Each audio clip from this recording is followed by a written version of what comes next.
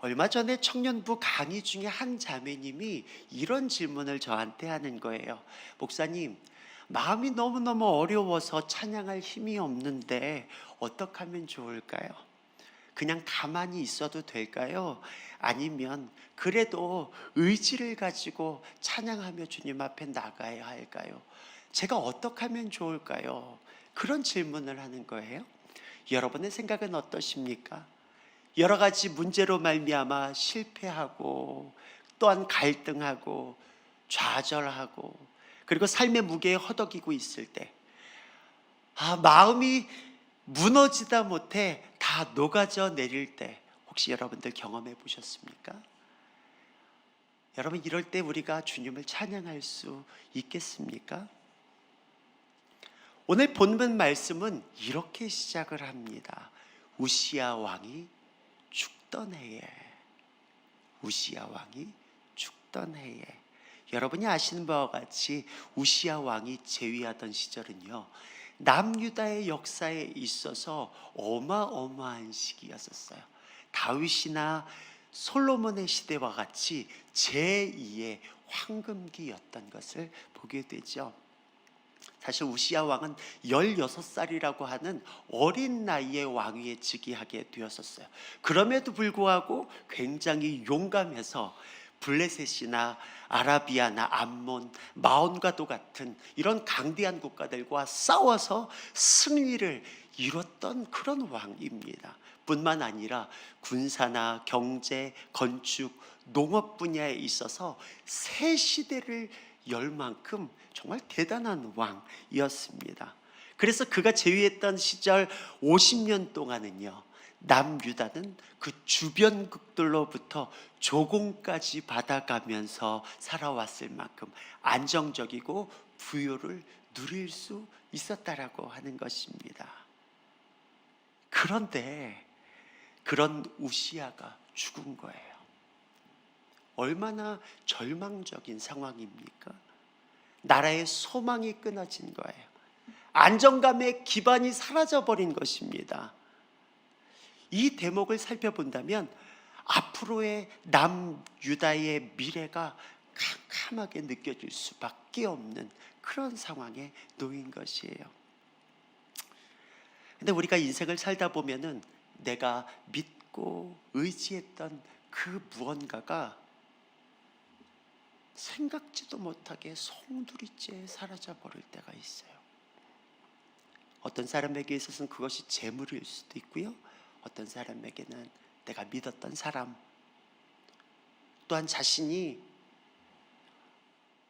한결같다고 여겼던 그 직장이나 그 사업조차도요.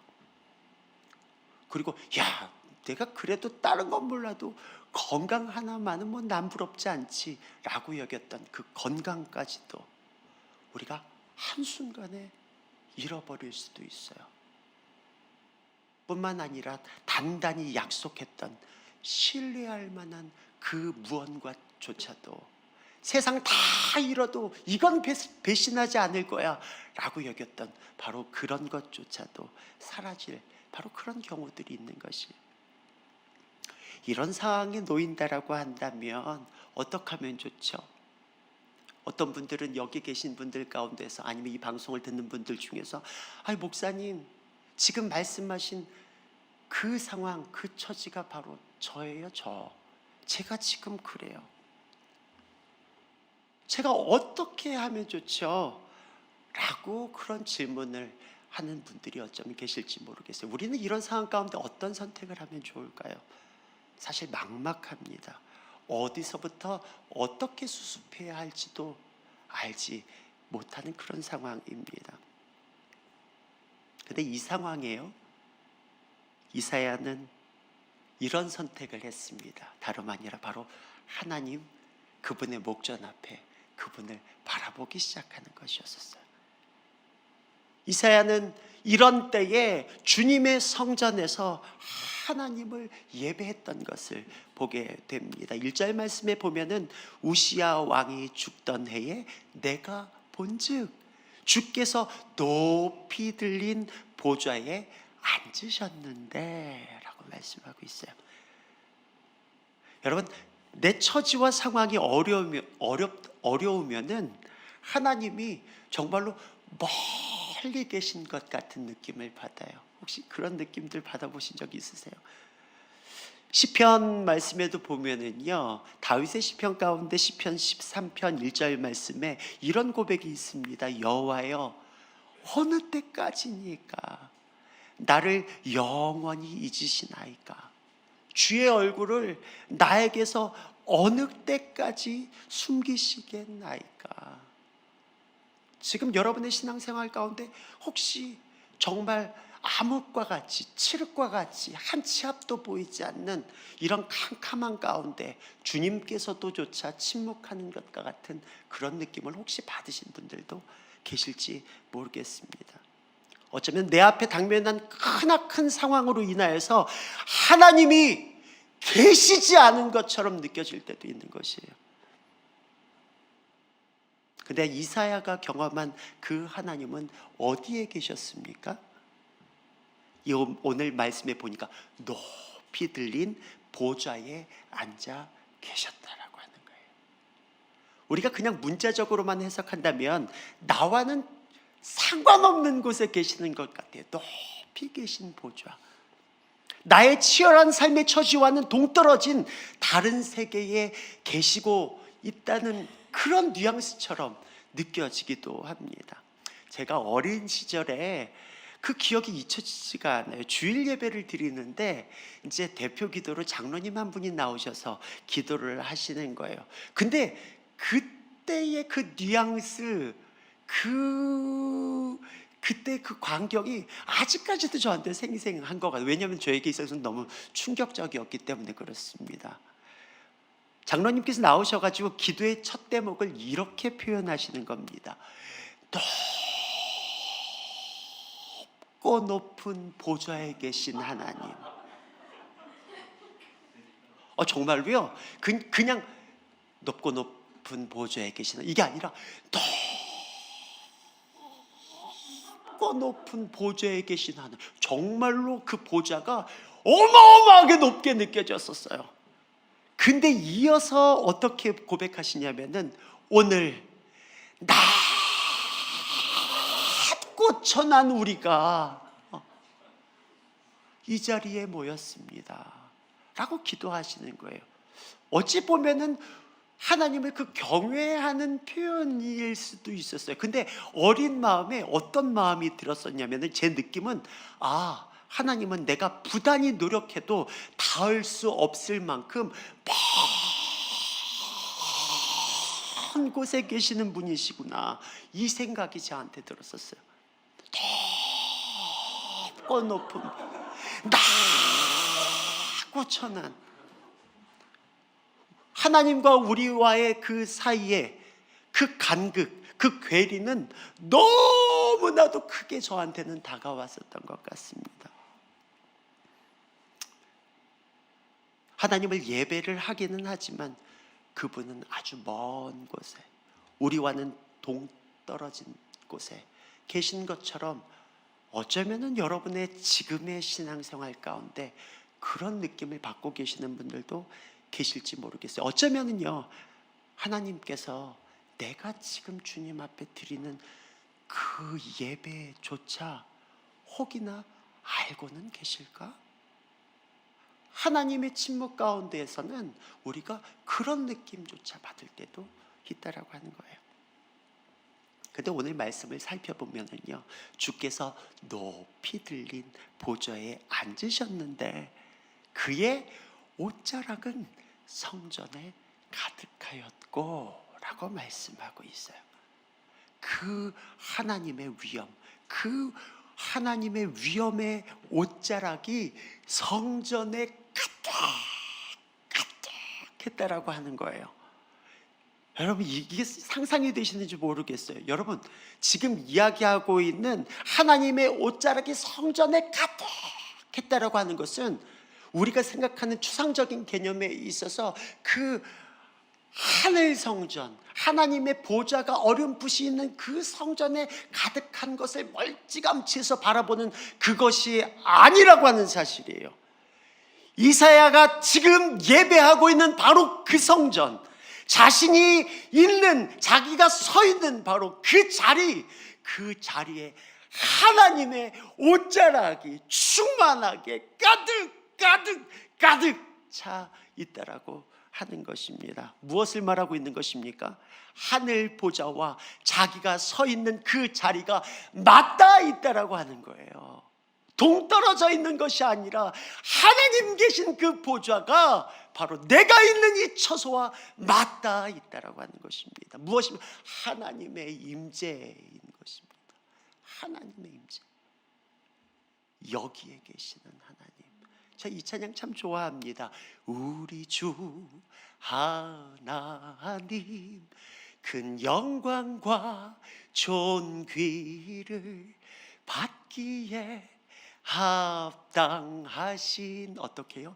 지금 여기 계신 하나님, 그 어마어마하신 하나님이 지금 여기에 예배하는 처소 우리와 함께 하신다라고 하는 사실에 얼마나 놀라운지 모르겠습니다. 하나님의 통치와 다스리심이 지금 나의 삶의 지경에 여전히 미치고 있다라고 하는 것이에요. 나라를 다스리던 우시아 왕은 죽었어요. 그런데 불구하고 온 땅을 다스리시는 전능하신 하나님이 여기 계시다라고 하는 거예요.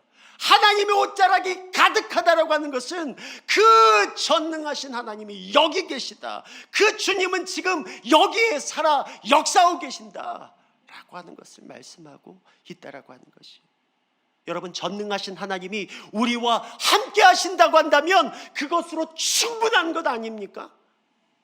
그분의 통치가 성전의 옷자락이 가득한 것처럼 우리의 삶의 처지 그 구석까지 미치고 있다고 한다면 그것으로 충분한 것 아닙니까?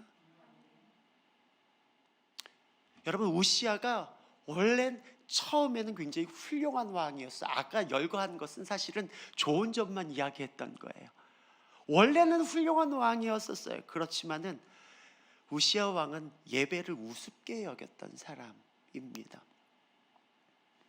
예배를 우습게 여겼다라고 하는 말은 무엇입니까? 하나님을 우습게 여겼다라고 하는 것이.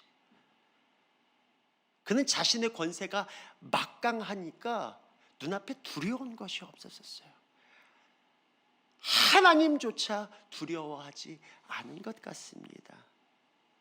무엇을 보면 알 수 있냐면, 급기야 그는 제사장만이 할 수 있었던 제단의 분향을 자신이 하려고 했어요.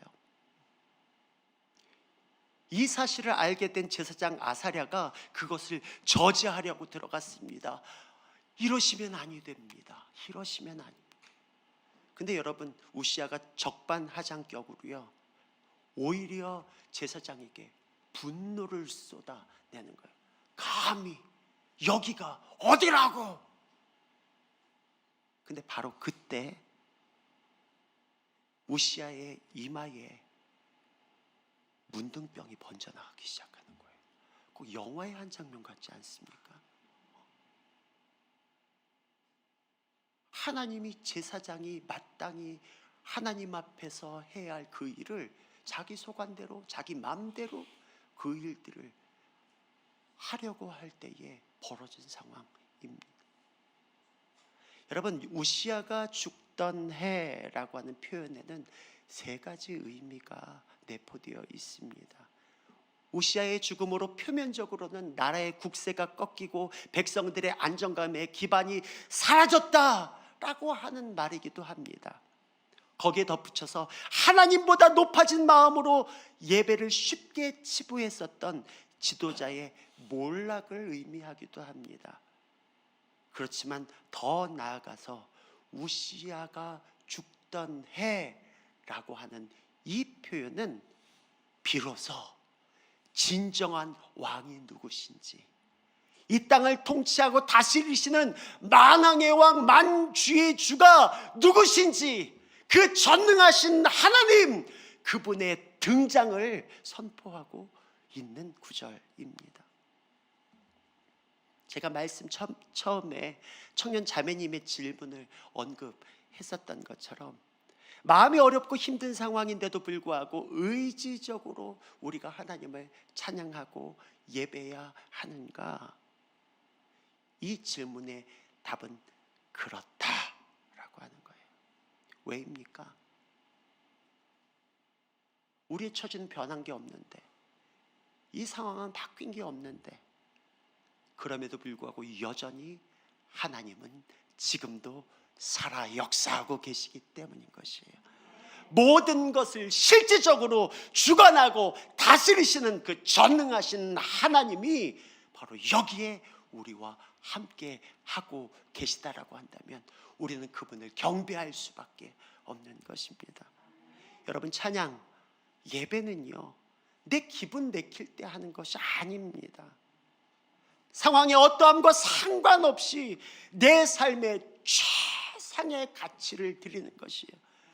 내 인생의 모든 우선순위의 가장 첫 번째, 가장 먼저의 것을 드리는 것이 바로 예배가 되어야 한다는 것이에요. 기분이 좋으면 예배하고, 오늘처럼 날씨가 좀 굳고 찌뿌둥, 아이고 삭신이 쑤시는데 영 컨디션도 안 좋고, 그럴 때는 그냥 하루 정도는 건너뛰고, 예배는 그런 것이 아닙니다. 우시아도 자기 방식대로, 자기가 하고 싶은 대로 그 교만한 마음에 하나님의 제단에 분향을 하다가 죽임을 당한 것이에요. 여러분, 예배의 대상은 내가 아닙니다. 나를 위해 예배가 존재하지 않는다는 거예요. 예배는 나를 위해 존재하는 게 아니에요. 예배는 오로지 거룩하신 하나님을 온 마음과 온 뜻과 온 정성을 다하여 경외함으로 섬기는 바로 그 일이 예배인 것이에요. 우리가 그분을 인정하고 그분을 영화롭게 하고 그분의 뜻을 헤아려 순종하는 거, 이게 바로 예배인 것입니다. 때로는 우리는 이런 얘기들 잘 합니다. 오늘 예배가 좋았어. 오늘 예배가 별로였어. 오늘 찬양이 은혜로, 근데 찬양 인도하시는 분이 좀 이상한데, 오늘 말씀이 조금 이상해. 하나님이 저와 여러분을 예배의 판단자로 세우시지 않으셨어요. 여러분, 그렇다라고 한다면 훌륭한 시스템에 훌륭한 찬양팀들로 구성되어 있는 그런 교회는 날마다 은혜가 있겠죠. 명성 있는 목사님의 설교를 듣는 그 자리는 은혜가 날마다 넘치겠죠. 저 시골 구석에서 몇 분 되시지 않는 어르신들 모시고 보이지도 않는 성경의 한 글자 한 글자를 짚어가면서 드리는 그 예배에는 그럼 뭐가 됩니까? 예배는 누가 시켜주는 것이 아닙니다. 예배는 좋고 나쁨을 내가 판단하는 것이 아니에요. 우리가 할 수 있는 건 무엇입니까? 그 상황에서 드릴 수 있는 최고의 경배를 주님 앞에 드리기로 결정하며 주 앞에 나가기 시작하는 것이. 오늘날 이러한 예배의 정신이 우리의 삶 가운데 회복되어져야 할 때라고 하는 거예요. 앞서 말한 바와 같이 예배는 나를 위해 존재하는 것이 아니기 때문에 그렇습니다. 물론 우리가 하나님을 예배하면 예배할 때마다 우리가 풍성한 은혜를 누려요. 그렇죠? 근데 그것은 하나님이 우리에게 값없이 주시는 선물, 은혜인 것입니다. 그러나 여러분, 제가 여러분들에게 반드시 짚고 넘어가고 싶은 것이 있어요. 그것은 본질적으로 은혜를 받기 위해 예배가 존재하는 것이 아니라고 하는 것이에요. 은혜가 있는 것과 없는 것과 내가 감동이 있는 것과 없는 것과 상관없이 우리는 하나님 그분을 경배해야 돼요. 여러분, 주객이 전도돼서는 안 되는 거예요. 내가 은혜 받은 예배, 내가 눈물을 흘린 예배가 성공한 예배가 아닌 것이에요. 예배는 하나님 그분 섬기고 높이고 영화롭게 하고 우리의 삶을 아낌없이 드리는 바로 거기에 예배가 있는 것입니다. 코로나 기간을 지나면서 예배가 어느덧 나 중심, 내 편의에 맞춰 바뀌어지고 있는 모습들이 있어요. 미디어를 통해서 예배를 관람하는 것이 익숙해진 시대입니다. 그렇지만 여러분 아시기 바랍니다. 성경 어디에도 예배를 관람하는 것으로 표현한 구절은 없다라고 하는 거예요. 우리나라에서는 우리 성도분들조차도 이 표현 잘 쓰시는 것 같습니다. 예배 보러 가자, 예배 보러 가자. 예배 보러 가자. 예배를 뭐 한다고요? 네? 그래서 그런지 모르겠어요. 예배를 뮤지컬이나 전시회처럼 그냥 구경하는 것으로 착각하시는 분들은 여기 안 계시죠. 근데 혹자의 이야기를 들어보니까요, 예배 보러 가자라고 하는 이 표현이 6.25 때 생겨난 표현이라고 하더라고요. 전쟁으로 인해서 우리가 참 먹고 살기 힘들었었습니다. 힘겨운 그 어려운 형편 가운데 미군이 그 구호품들을 우리나라에 전달해 줄 때에 교회에 전달해 줘가지고 교회에서 그걸 나눠줬다라고 하는 거예요. 그래서 그거 받으려면은 어쩔 수 없이 교회에 가야 되는데 그냥 교회만 갈 수 있어. 교회에서 예배하는 거 거기에 참석하고 예배가 끝나야 비로소 그거 나눠주니까, 그래서 그냥 오늘도 예배 보러 가자, 우리 예배 보러 가야지 라고 하는 그런 표현들이 쓰여졌다라고 하는 것입니다. 근데 여러분, 이사야서 1장 12절에 13절 말씀에 보면은 너희가 내 앞에 보이러 오니 이것을 누가 너희에게 요구하였느냐? 내 마당만 밟을 뿐이니라. 헛된 재물을 내게 가져오지 마라. 내가 견디지 못하겠다 라고 주님이 말씀하고 있는 것을 보게 됩니다. 하나님을 향한 인격적 반응이 담겨지지 않은 예배는 무의미할 수밖에 없는 거예요. 우리의 인격이 하나님 그분 앞에 반응하지 않는 예배는 그냥 형식만, 껍데기만 존재할 뿐이에요. 마당만 밟을 뿐이에요. 우리가 출석 체크하는 거하고 똑같은 거예요. 주님, 저 왔습니다. 얼굴 도장 찍는 거, 여러분 이게 예배가 아니라고 하는 사실입니다. 그래서 이사야서 29장 13절 말씀에는 주께서 이르시되 이 백성이 입으로는 나를 가까이하며 입술로는 나를 공경하지만 그들의 마음은 내게서 멀리 떠났나니 그들이 나를 경외함은 사람의 계명으로 가르침을 받았을 뿐이라. 그냥 지침에 의해서 마음과 상관없이 주님 앞에 예배 드리는 것, 그냥 형식만 남아있는 그 예배, 주님이 절대로 기뻐하시지 않는다라고 하는 거예요. 오늘 우리가 예배하는 바로 그분은 이사야가 본 것과 같이 높이 들린 보좌에 계신 분이세요.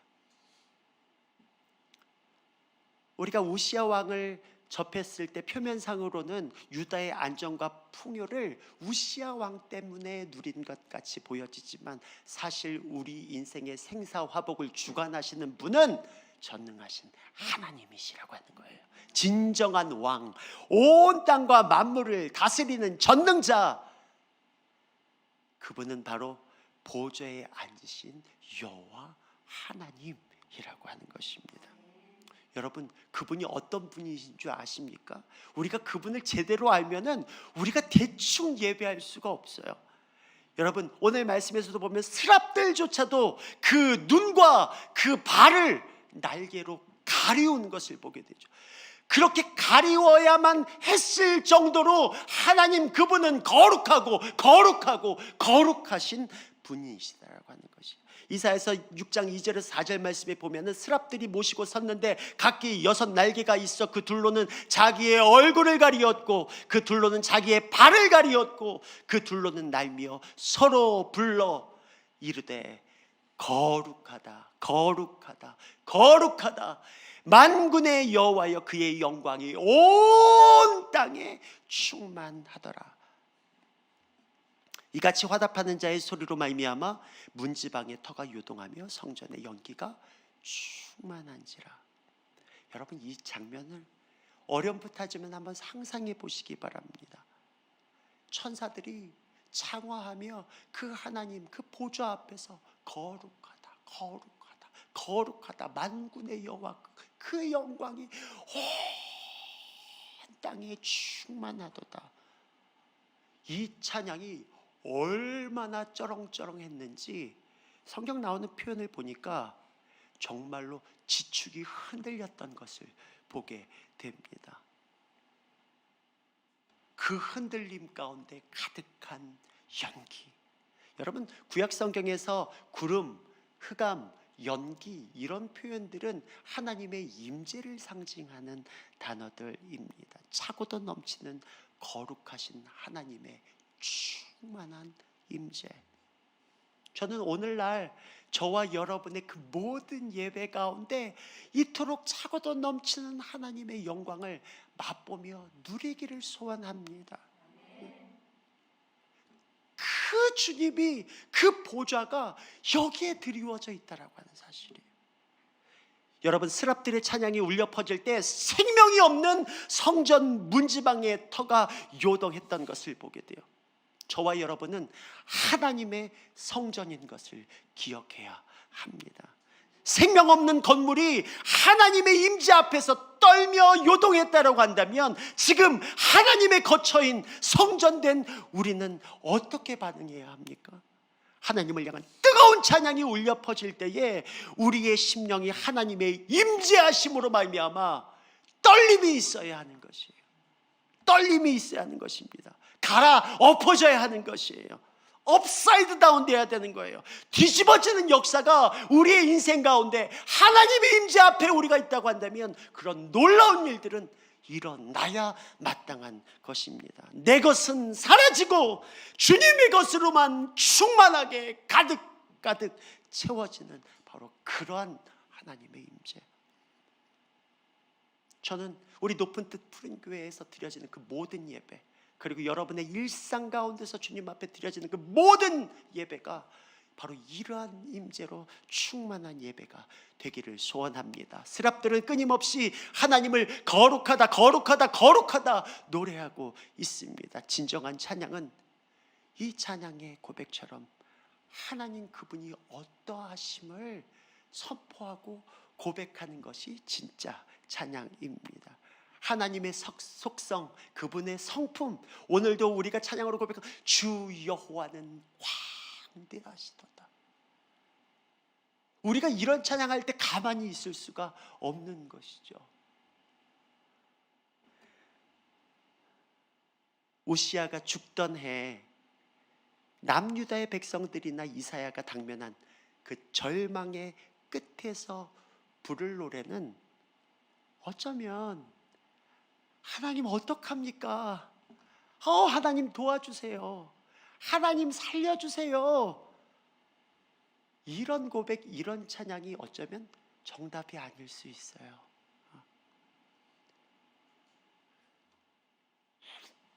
어느 날 제게 전화가 왔어요. 제가 모르는 번호는 잘 받지 않는데 몇 번을 연거푸기에 누구신가 하고 받았어요. 그랬더니 제 이름을 대면서 윤정 목사님이시죠?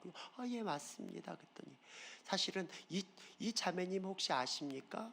예전에 함께 예배팀에서 동역했었던 큰 누님과도 같은 분이셨었어. 알죠. 그분이 윤정 목사님을 너무너무 보고 싶어 합니다. 그러세요? 어디서 볼 수가 있을까요? 헤어진 지가 굉장히 오래됐거든요. 그분도 사역자로, 선교사로 계속해서 사역해왔기 때문에 예, 여기 요양병원이에요. 알고 봤더니 암으로 말미암아 죽음의 목전에 두고 있었어요. 근데 절 찾았던 이유가 다름 아니라 이전에 함께 사역하면서 하나님을 경배했었던 그 추억, 그것이 계속 떠올라서 우리 윤주영 목사님하고 같이 예배했으면 좋겠다라고 했더니 그래서 당장에 달려갔어요. 병실에 찾아가 보니까 야인 몸으로 누워 계시더라고요. 그래서 곁에서 위로하면서, 그런데 오히려 저를 격려하고 위로하는 거예요, 그분께서. 그러면서 우리 같이 예배해요 그러는 거예요. 같이 예배해요. 그래서 저는 이분이 하나님 한 번도 나를 실망시킨 적 없으시고, 뭐 이런 찬양들 하자고 그럴 줄 알았어요. 그래서 무슨 찬양하면 좋을까요? 그랬더니 그분이 그 입술에서 툭 떨어지는 말이 송축해 내 영혼이요. 송축해 내 영혼. 송축해 내 영혼, 내 영혼아, 거룩하신 이름, 이전에 없었던 노래로 나 주님을 경배해. 제가 봤을 때 그분의 처지와 상황은 주님 살려주세요, 주님 고쳐주세요, 이 고백으로 가득가득 차야만 했을 것만 같은데, 그분은 다른 삶의 삶을 이미 살고 계셨었어요. 그분과 이 찬양을 수십 번, 수백 번을 몇 시간 동안 되뇌어서 불렀어요. 몇 시간 동안. 송축해 내 영혼, 내 영혼, 거룩하신 이름, 이전에 없었던 노래로 주님을 경배합니다.